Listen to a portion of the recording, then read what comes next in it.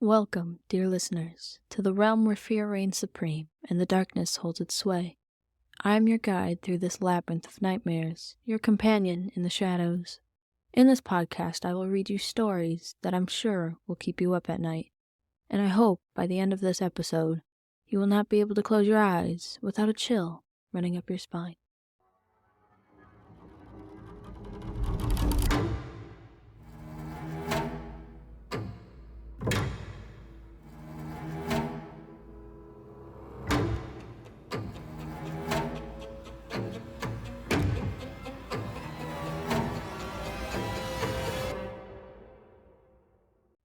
The Silent School. I moved to a new town with my family when I was 10.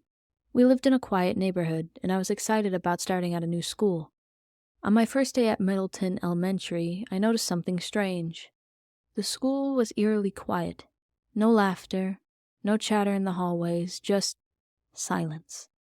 Except for the occasional creak of the old wooden floors. The teachers were friendly but spoke in hushed tones, as if they were afraid of disturbing something. The other students were the same, polite but unnervingly quiet. I tried making friends, but everyone seemed distant, as if they were scared to get too close. One day, I stayed after school for a project. I was alone in the classroom when I heard it, a faint whispering sound coming from the hallway. Curious, I stepped out to investigate. The hallway was empty, but the whispering grew louder. It seemed to be coming from the direction of the old library, a part of the school that was rarely used. I followed the sound, my heart pounding in my chest. As I approached the library, the whispering stopped. The door was slightly ajar and a cold breeze blew through the crack. I pushed the door open and stepped inside. The library was dark, with only a few dim lights flickering overhead. Dusty books lined the shelves and the air was thick with the scent of old paper. I was about to turn back when I heard the whispering again. It was coming from the far corner of the room. I walked cautiously toward the sound, my footsteps echoing in the silence. When I reached the corner, I saw it, a small, dusty book lying on the floor. The whispering seemed to be coming from the book itself. I hesitated, but curiosity got the better of me. I picked up the book and I opened it. The pages were blank, but the whispering grew louder, filling my head with strange words and phrases that I couldn't understand. My vision blurred, and I felt a cold hand on my shoulder. I spun around, but no one was there. The whispering stopped, and the room fell silent again. I quickly put the book back on the shelf and ran out of the library, my heart racing. The next day, I tried to ask my classmates about the library, but they all avoided the topic. One girl, Emily, finally told me in a trembling voice that the library was haunted. Years ago, a teacher had disappeared without a trace in that very room, and ever since, strange things had been happening in the school. I didn't believe her at first, but after my experience in the library, I wasn't so sure. I avoided the library after that, but I could still feel the cold presence watching me whenever I walked past it. As the weeks went by, I started noticing more strange things. Books would move on their own, lights would flicker, and I would hear footsteps behind me when no one was there. The other students seemed to sense it too, but no one dared to talk about it. One night, I had a dream about the school. I was standing in the library, surrounded by shadows. The whispering started again, louder this time, and the shadows began to close in on me. I tried to scream, but no sound came out. Just as the shadows were about to engulf me, I woke up, drenched in sweat. The next morning, I found a note on my desk.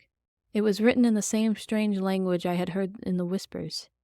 I couldn't read it, but I knew it was a warning. I never went back to Middleton Elementary after that. My parents thought I was overreacting, but I knew something was wrong with that school. Years later, I found out that the school had been built on the site of an old asylum, and that many of the patients had died under mysterious circumstances. To this day, I still hear the whispering in my dreams, and I can't shake the feeling that something from that school followed me. I don't know what it wants, but I'm afraid that one day, I'll find out. Story number 2. The Thinning. Sanity is the ancient lie. It's a lie as old as consciousness. Sanity is our imagined common denominator. the non-existent place we are said to converge. Insanity is as real as anything else. Consider what goes on in the privacy of your mind. How often does reality cease to measure up? How often does the mystic seem to reveal itself? In feeling, in strange coincidence, in prophetic dreams? Probably you never talk about it. Probably you think you are alone in your suspicions. It's intensely subjective, unfortunately, and insanity defies documentation. Probably you will never find the name or explanation for the thing that visited you in the night. Probably you've decided that it's only you that's not quite right. Thereby, the lies prevail. The narrative of order is the myth. As Hunter S. Thompson said, there is not such thing as paranoia. Your worst fears can come true at any moment. All that to say, there is something wrong with the house on Maple Avenue. I wish I could explain it in a concrete way, but I'm scared the explanation exists beyond our scope of comprehension. So, we must base our truth on instinct. That place isn't right. It's unsettling. Like a black and white cartoon, it's the opposite of what a house ought to be. It is the opposite of home, the opposite of safe, the opposite of familiar. My family no longer owns the place. It was decided we could do better for a vacation house than an old mansion in small-town Appalachia. You could not imagine my relief. I was sure I would die in that place someday. Sure it would catch me, eventually. But I wish they didn't sell. Obviously it wasn't my decision, but still I argued against it. I tried to make it a sentimental thing. We'd owned it as a second home since I was a toddler. It was practically part of the family, I said. Saying that made me cringe, the gross irony of the statement, probably why the argument wasn't convincing. When that failed, I talked about the investment. Think about what the property could be worth in 10 years. In today's market, it barely matters that a place might be haunted. Again, this was a weak attempt. Money wasn't an issue for my parents. Secretly, I was hoping to inherit the property. They could keep my trust fund, give it to someone who deserved it. Just let me have the house on Maple Avenue. Let that be my inheritance. Give it to me so I can start demolishing the place. No half measures, locking the door and fencing it off wouldn't be enough. I was genuinely planning to bulldoze the house, chop down the trees, and turn the grounds into a soulless parking lot. I'd sow the dirt with salt, like the Romans did to old Carthage.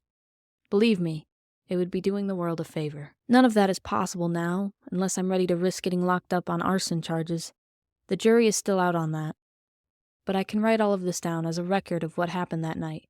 I'm aware that nobody is going to take this warning seriously.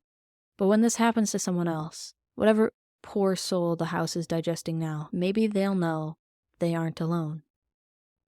These things are hard to say, not the sort of topic that comes up in regular conversation. It's difficult enough mulling this over in the privacy of my mind. My memories fast turn to static. My sanity wants me to forget. This might be the end of me, someday. I don't know if it's right for me to pass it on, to speak this into existence. Speak of the devil, and he shall appear. The house on Maple Avenue stands a little way back from the street. Tall sycamores line the sidewalk. Across the street is dense forest. It is very near the town. The town you might think abandoned if not for the general upkeep.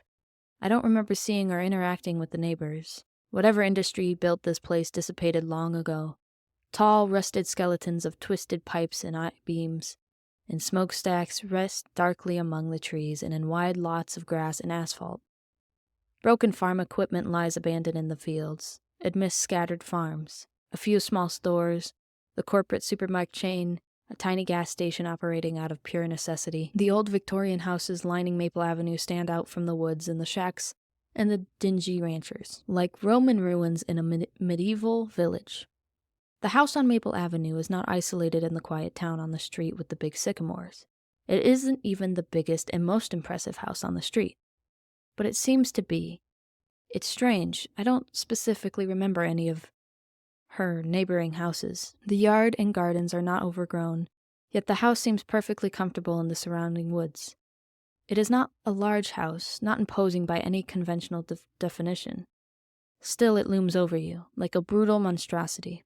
You could pass by driving down the street and never give the place a second look. It would pass by your window and be gone, forgotten. Which is a chilling thought.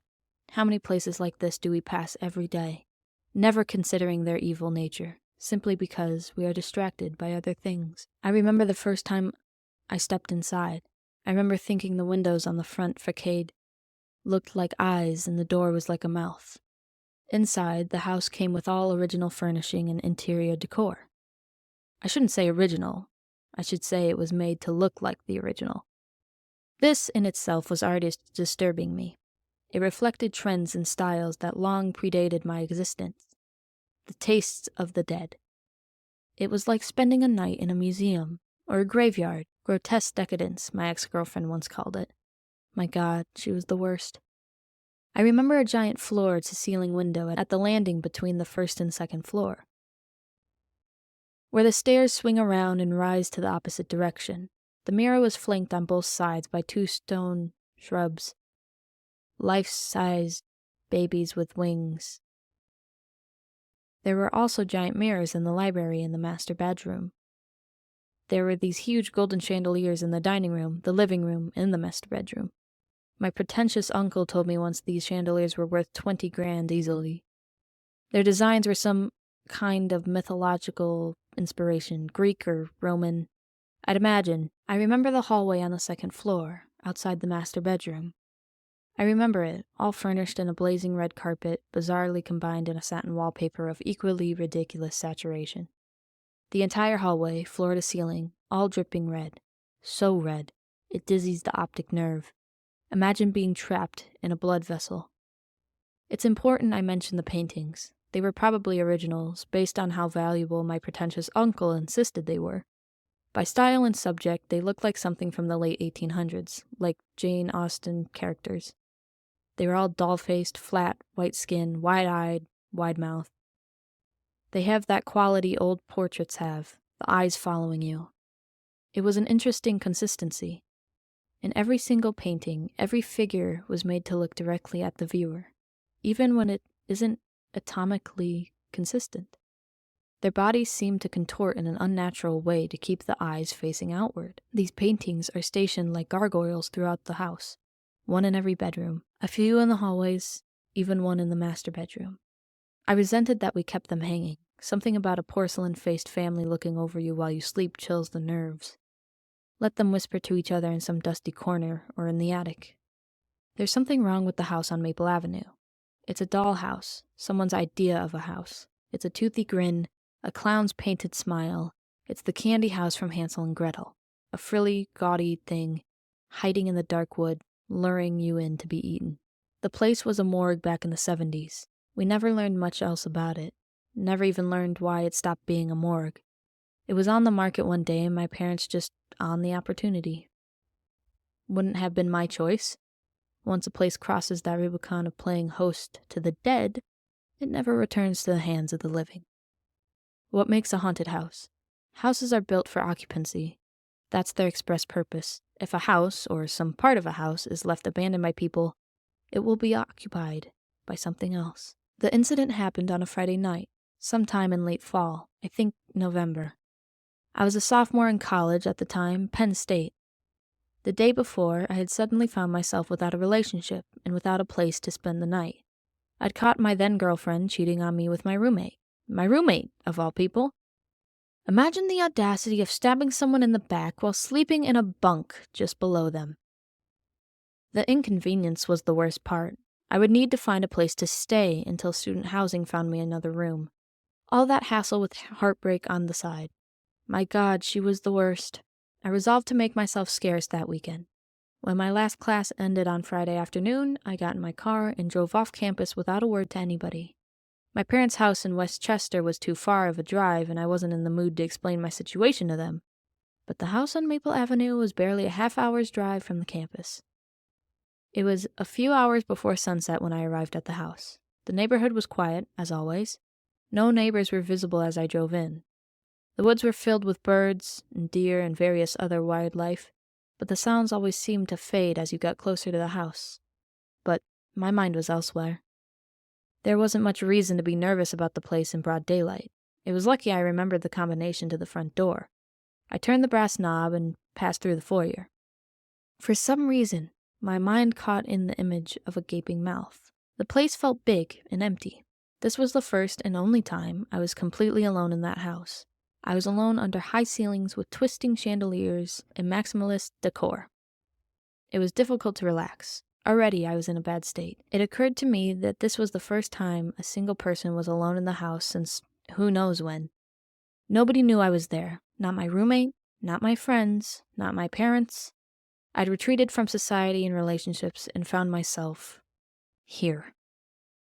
Predators like to isolate their prey from the herd. All the better if the target has a weak disposition. The TV was in the living room. It was the one piece of modern tech in a place my grandmother would say was too old and too out of date. The TV and the couch would be my base of operations for the evening. It was a Friday night, homework could wait, and I wasn't in the mood to socialize. I'd picked up some takeout on the drive down, and I laid it out on the coffee table, and I flipped on the TV. Takeout and Netflix is my guilty pleasure. It has the feeling of a divorced dad eating dinner in front of the TV. You also don't feel alone when characters are speaking in the background, which is totally irrational, by the way. Our brains may not know the difference between recorded voices on a sitcom or a podcast, but that doesn't make you any less vulnerable, any less alone. Between the binge watching and the doom scrolling, the evening passed quickly. My former roommate and ex-girlfriend messaged me several times. Where was I? What time was I getting back? We all needed to talk this through. All these messages were routinely ignored. Now and then I'd like a message out of spite. That made me feel better. And the house wasn't getting to me as you'd expect. Between the media consumption and the interpersonal drama, my brain was fried, too worn down to be scared. Random noises were easily brushed off. It was the standard stuff anyway. A branch tapped the window, water gurgled through the pipes. There were occasional creaks and groans I couldn't identify. It was probably the house settling. Whatever the hell that's supposed to mean. Maybe it was the wind, maybe it was junkies trying to break in. Who the hell cared? The light through the windows turned gold, then red, then navy blue. Shadows grew and consumed. That's when I found myself spending much more time in my peripheral vision. I noticed something then. From the center of the living room where I was sitting, you could see directly into the adjacent hallway towards the foyer from the big mirror on the far wall. There was another mirror on the right that reflected the dining room and gave a glimpse of the kitchen and the servant staircase. I thought about the huge mirrors in the library, the master bedroom, the second-floor landing. There was a lot of mirrors in this house, but I suppose it would make sense. Anybody living in a place like this would have had a massive ego. That was one explanation. Another is that they were arranged strategically, like an early warning system, like security cameras. You would never be forced to turn a corner without knowing what was waiting on the other side. Maybe it wasn't about vanity. Maybe someone was being cautious. Once I read about the tribe in Southeast Asia. When venturing into the jungle, they would always wear masks with eyes and painted faces on the back of their heads. This is to deter predators. Tigers won't strike if they think you are staring directly at them. Do you think mice know that hawks exist? What's a hawk to a mouse? Is it even comprehensible? Do they have a concept of flying? Could they imagine the power, speed, and agility of the thing that's hunting them? It can't be that often that a mouse survives the encounter, but as a species, they must know in some capacity. Hawks have been hunting them for eons, so on some instinctual level, the mouse knows the hawk, even if it can't grasp the idea of a hawk. We assume that humans have no natural predators. Maybe that's because we couldn't even imagine them, like the mouse and the hawk. It started to rain a little after dark. It started to thunder a little before midnight. I decided I needed a shower before turning in. I trudged up the stairs and past the mirror. My reflection was shown to me, dark and vague in the pale light of the chandelier. I looked as shitty as I felt. The second-floor bathroom and shower was down the hall on the left. Hot water is good to burn the pain away. I locked the bathroom door, even though that should have been completely unnecessary. A strong wind was blowing rain and branches against the window panes. There's a certain vulnerability one feels, being naked behind a shower curtain in an old porcelain tub in a big empty house. The bathroom was wide and spacious. There was a window on the far wall. The wind moaned outside. Branches scratched at the glass. Shadows danced on the wall. The shower curtain was sheer enough to give you a degree of visibility, just enough to imagine amorphous shapes and shadows moving on the other side. To this day, I know I saw something past that curtain. Something in the combination of the lightning and the branches and my own imagination took the form of a gaunt figure with long hands, visible directly on the other side of the curtain. In the split second of my blurry vision, it was standing there, watching. The shape of it sent ice water through my veins. I audibly cursed and almost slipped in the tub, water and shampoo burning my eyes. Thunder rolled. The lights flickered. I splashed water in my face and tore the curtain aside, ready for a fight. Of course, there was nothing there, nothing behind the shower curtain, nothing in the hallway as I stepped outside. To this day, I'm not sure. Maybe it was there with me in the bathroom. Maybe my brain was trying to warn me, like I had caught the thing's scent. If you want to think about it that way. I stared at the mirror and slapped myself in the face, seeing the horror in my eyes, trying to force myself to snap out of it, cursing my paranoia. Lightning flashed red on the wallpaper. The eyes on the paintings followed me as I headed towards the master bedroom, wrapped in a bathrobe like Hugh Hefner or Tyler Durden. Far as the paintings were concerned, the mansion belonged to me. I doubted they approved of that. Regardless, tonight, we were living like aristocracy. The bed was genuinely vast, a far cry from my dorm room. The ceiling loomed high overhead, red velvet curtains draped over arched windows. The mirror stood on the wall, sat between two windows. It made me look small, framed in a giant mirror on a giant bed in the wide bedroom in the big empty house. I felt like I should ring one of the servants to bring my tea. But I wasn't too keen to see who or what would show up.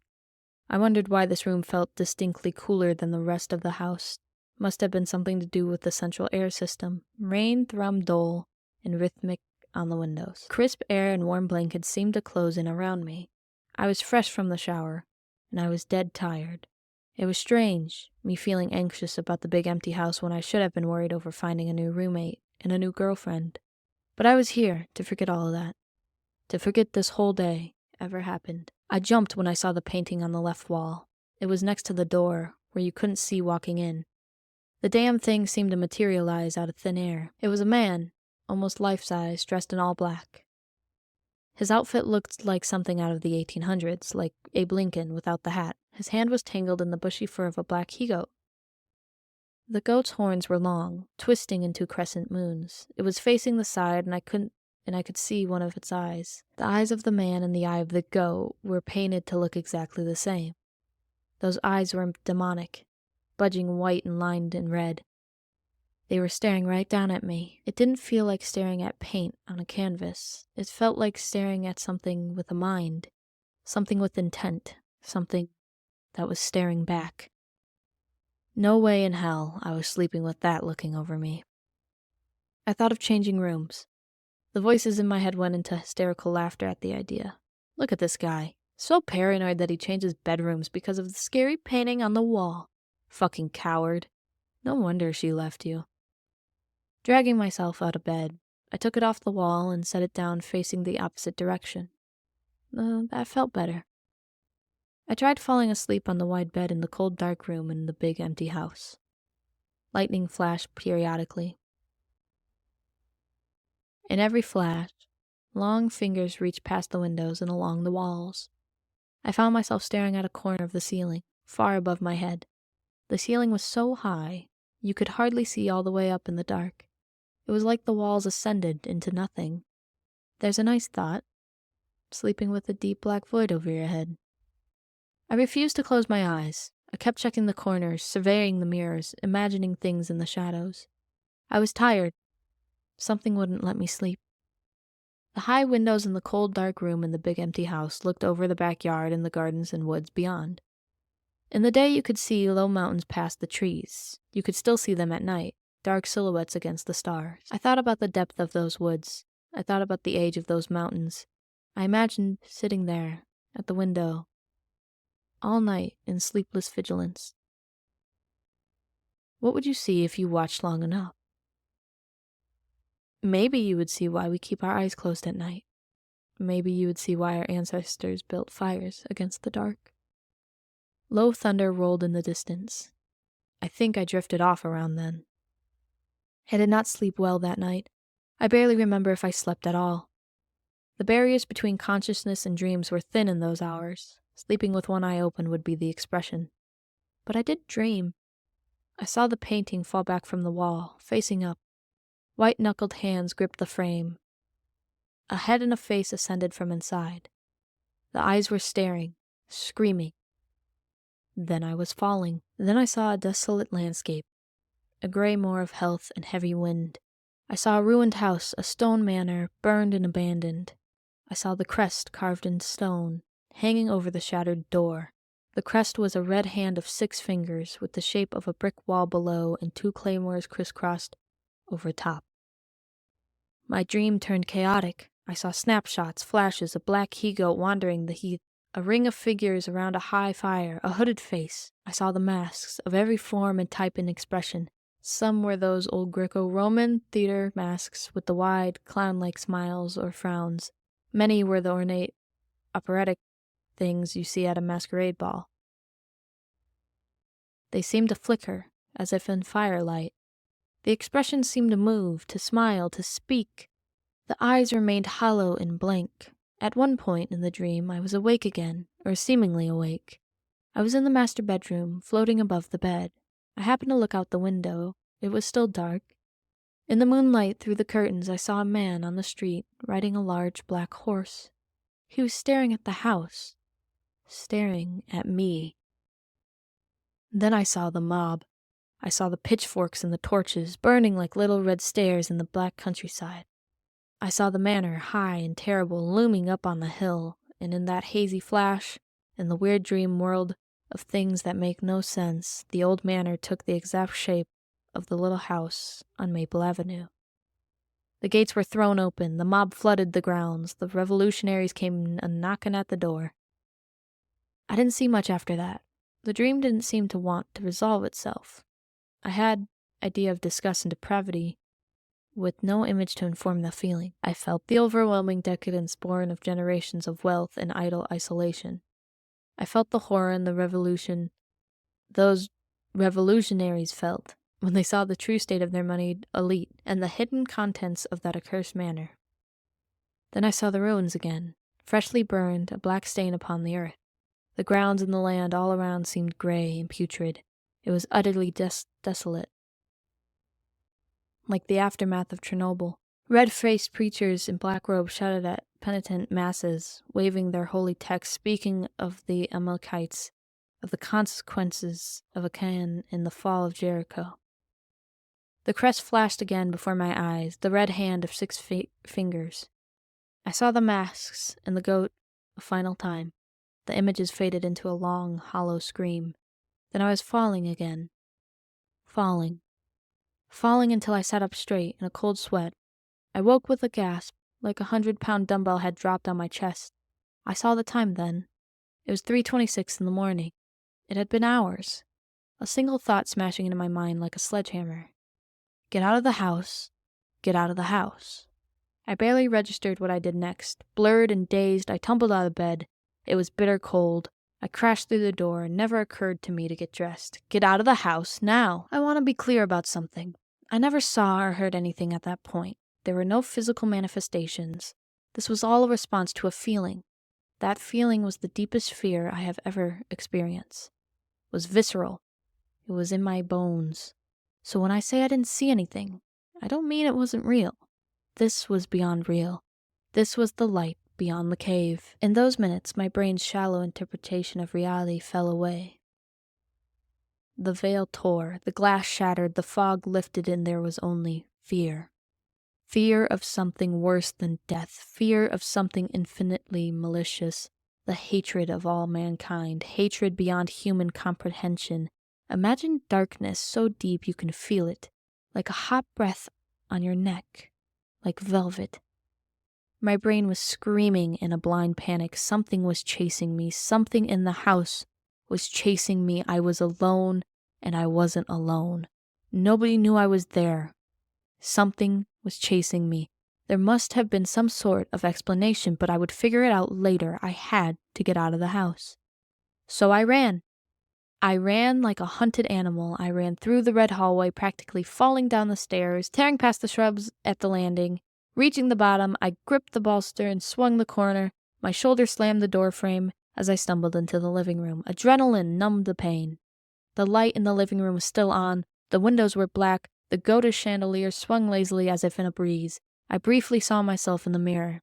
I barely recognized myself. My eyes looked like the eyes in that painting. Through the dining room I ran. The kitchen lay ahead, past a narrow hallway. The back door was in the kitchen, and that was my escape. But something was waiting for me in the kitchen. I sensed it. My instincts repelled me as magnets of like polarity. Memory called upon the secondary staircase from the servants' quarters. A keen pursuer would have predicted my escape route, assuming it was familiar with the house.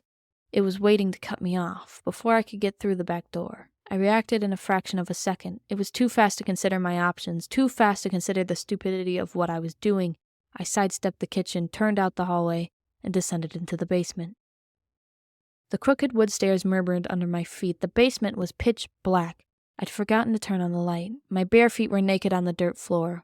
The stone walls were cold to the touch. The basement was an unfamiliar place. I'd spent the last 5 years avoiding it. Fading memories informed me that it was divided into several spaces. Most of these spaces were storage for random clutter. Somewhere was the laundry machine and a water heater. On the far end was the cellar. The cellar, I remembered, had these concrete steps that led up to an old hatch door and out in the backyard. The cellar was my last way out. Otherwise, I'd be in the house forever.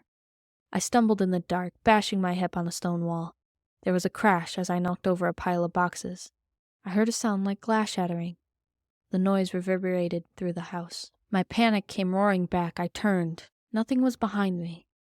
I imagined long-fingered hands materializing from the dark to encircle my neck. A dim light flowed down from the basement stairs. I didn't remember leaving the door open. I ducked through an opening in the wall. Standing there at the bottom of the stairs felt suicidal. There was a long groan from the tangle of pipes just above my head. The fear was overwhelming, but running was impossible in this place. At any moment I could stumble over some old furniture or bash my head against the wall. It was the worst claustrophobia I have ever experienced. It felt like slamming the gas and the brake pedal simultaneously. I walked with my hand following the wall. Again, I stopped when I came to a corner. Another thought materialized.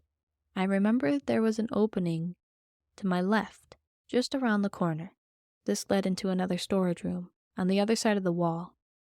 This storage room also had direct access to the bottom of the basement stairs, meaning if something had followed me down the stairs, it would have gone straight and around, or it would have taken a sharp left.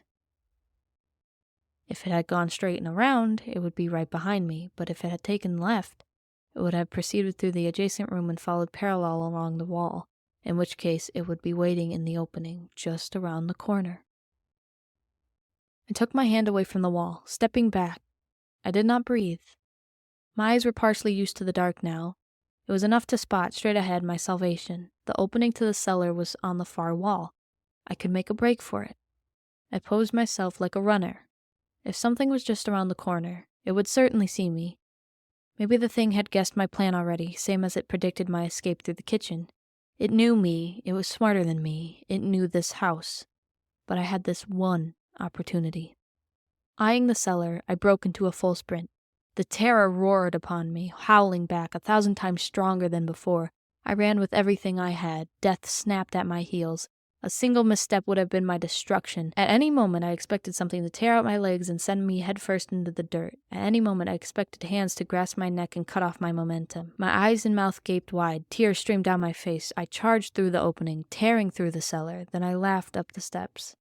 Drunk on adrenaline, hardly conscious of what was happening, my full momentum was behind me when my shoulder connected with the wooden hatch. There was a thud, a snap, and a crash. I tumbled out into the lawn. The grass was wet and cold on my arms and back. Scrambled back from the cellar's yawning door. Nothing emerged. On my feet now, I ran barefoot across the lawn towards my car in the driveway. Sliding into the driver's seat, I locked the doors and turned the key. Just like that, the fear left me in a gasp.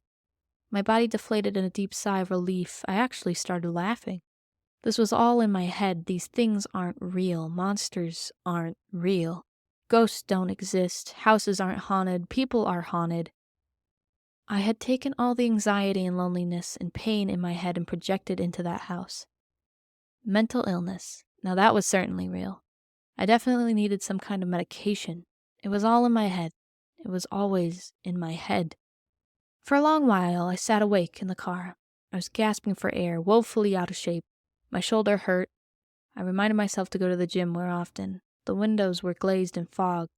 Maybe it was time to go back inside.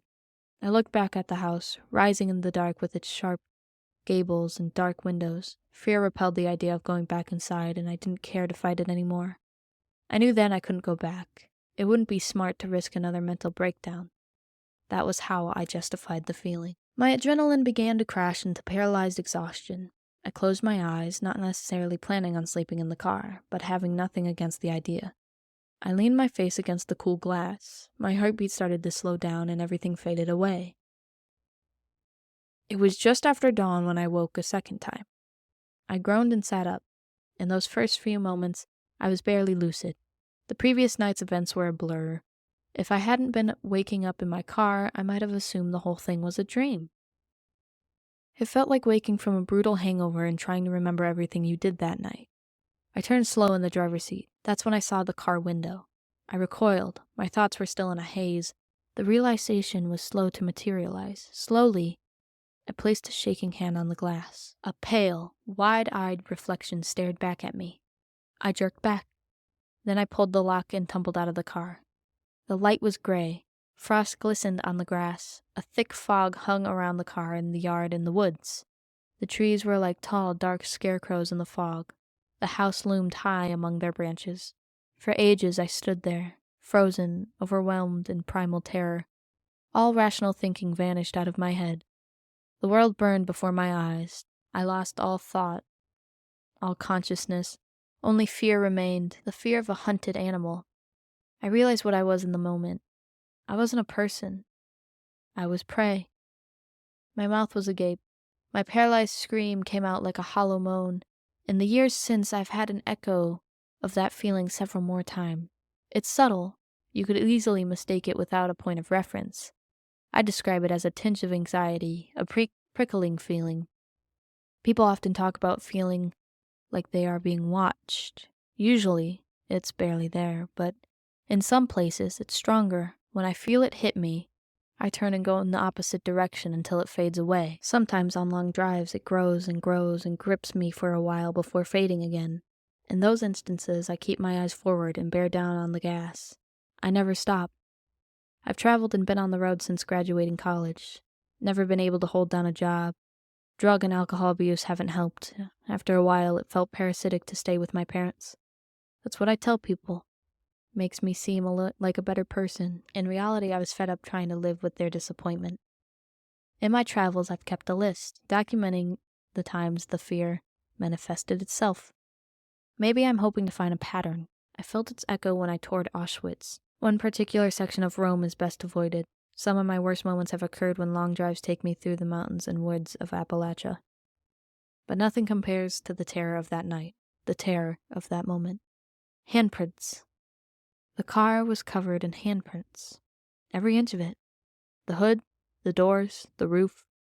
Long, ragged scars stretched where it tried to pry back the metal.